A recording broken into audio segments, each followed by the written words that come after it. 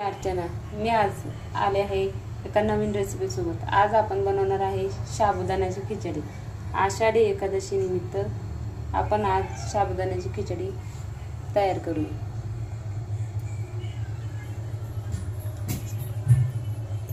हे बघा, सर्वप्रथम मी इथे शेंगदाणे घेतलेले आहे वाटीभर, 7-8 मिरच्या घेतलेल्या आहे आणि काही मिरची खुडून घेतलेली आहे, जेणेकरून खिचडीला मस्त टेस्ट येते। आणि थोडंसं शेंगदाण्याचं कूट करून घेतलेलं आहे। आता आपण हे शेंगदाणे अजून थोडेसे मिक्सरमधून काढून घेऊया। मी हा साबुदाणा भिजत ठेवला होता, हा साधारणतः 1 ते 1.5 तास भिजवायचा। हे बघा, मी आता इथे शेंगदाण्याचं कूट आणि ते दळून घेतलेलं आहे। चला तर आता आपण सुरुवात करूया।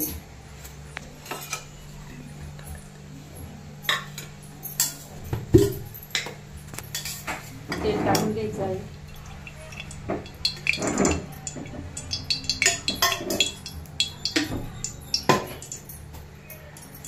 त्यानंतर इथं मिरची बारीक करून ठेवलेली होती, ती मिरची टाकूया।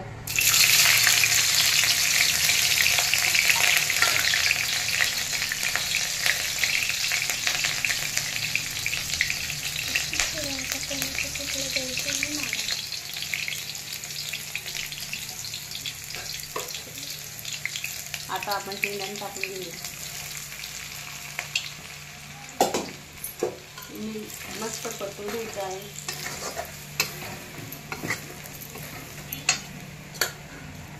त्यानंतर साबुदाणा सोडायचा।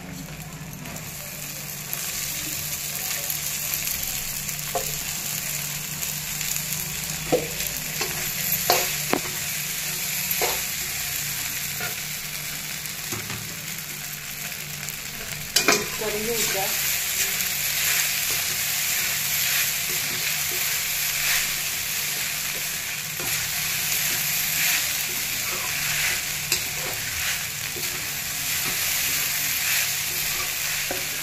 त्यानंतर चवीनुसार मीठ।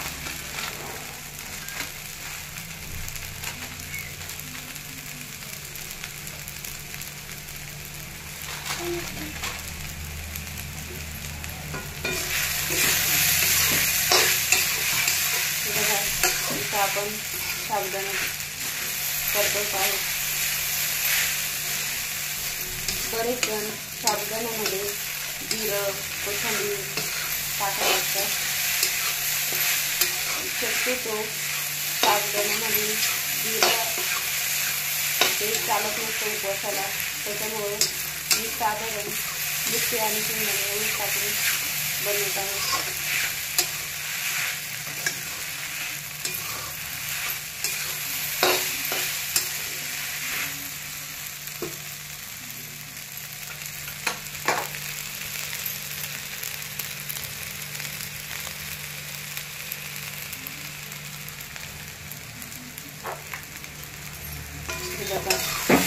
साबुदाणा मस्त परतत आलेला आहे।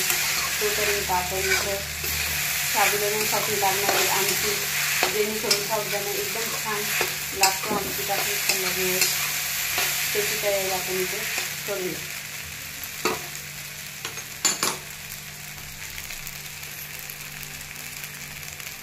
चला तर मग आता आमटीसाठी लागणारं साहित्य हे बघा, मी इथं 1 वाटीभर शेंगदाणे घेतलेले आहे आणि 5-6 मिरच्या घेतलेल्या आहेत।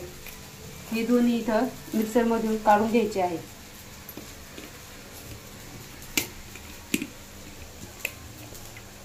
हे बघा, इथं शेंगदाणे आणि मिरची मी मिक्सरमधून काढून घेतलेली आहे।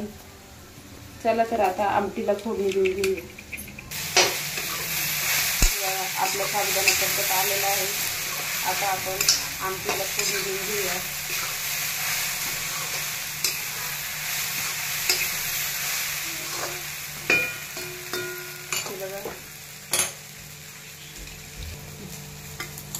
सर्वप्रथम तेल टाकून घ्यायचं।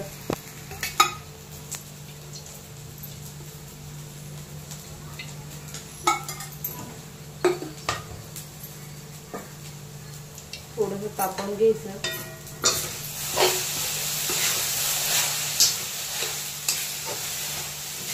बघा आपली एक बाजूने खिचडी परतत आलेली आहे आणि दुसऱ्या बाजूने मस्त अशी आमटी तयार करायची आहे, जेणेकरून गरम गरम खायला मजा येईल. त्याचबरोबर मी खिचडी सोबत खाण्यासाठी याच्यामध्ये थोड्याशा मिरची तळून घेते.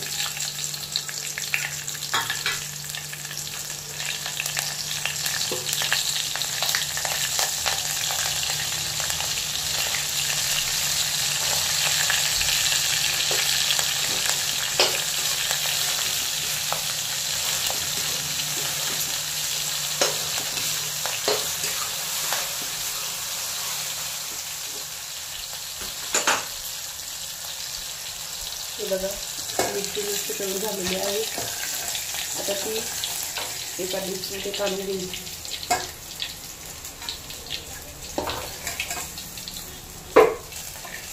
हे बघा मिरची परतून झालेली आहे. आता आपण इथं आमटीचं हे जे मी मिक्सरमधून काढून घेतलं होतं शेंगदाण्याचं कूट आणि ते आमटीला फोडणी देऊया.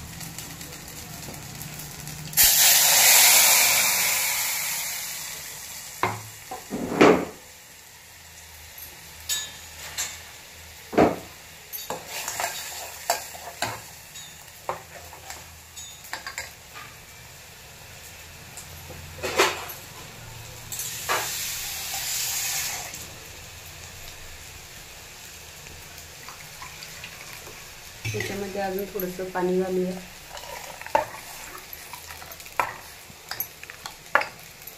मी साधारणतः ही खिचडी 1-2 माणसासाठी तयार केलेली आहे.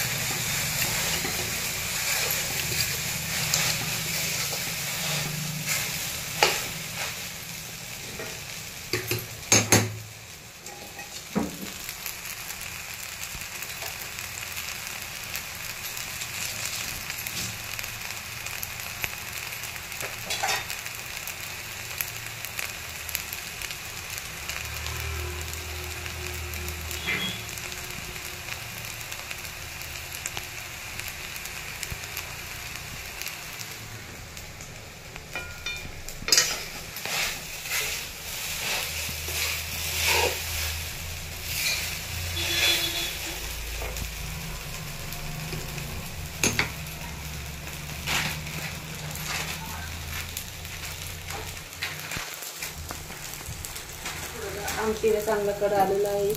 त्याचबरोबर आपण त्याच्यामध्ये चवीनुसार मीठ टाकूया. मिक्स करून घ्यायचे.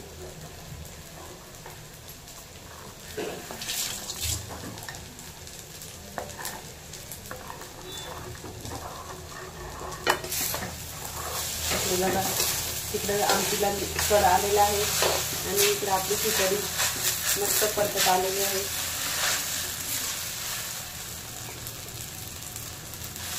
मस्त मोकळी परतून घेऊया.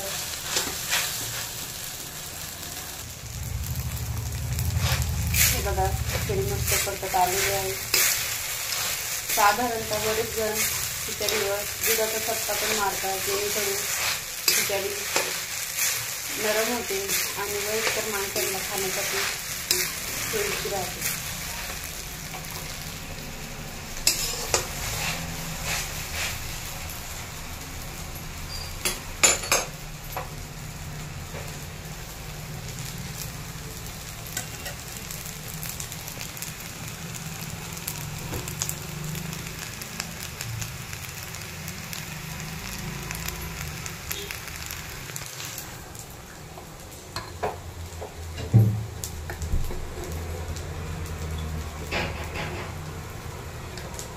हे बघा इथं मी पण खिचडीमध्ये साधारणतः 1 कपवर दूध टाकत आहे.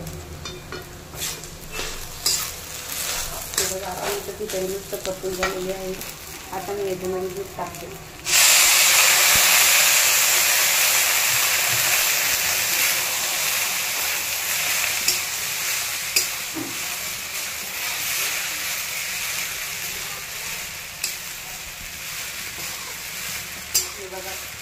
मस्त अशी नरम आणि मऊ झालेली आहे.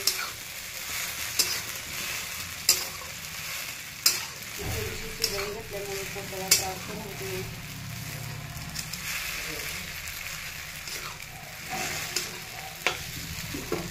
तिथं आपली खिचडी शिजून तयार झालेली आहे. आणि इकडे आमटीला पण मस्त कढ आलेला आहे. चला तर मग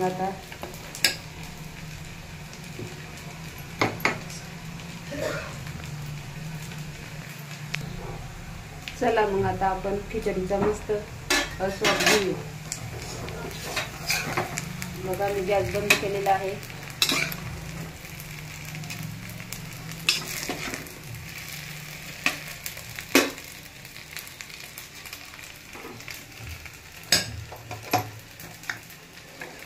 एका वाटीमध्ये आमटी काढून घेऊया.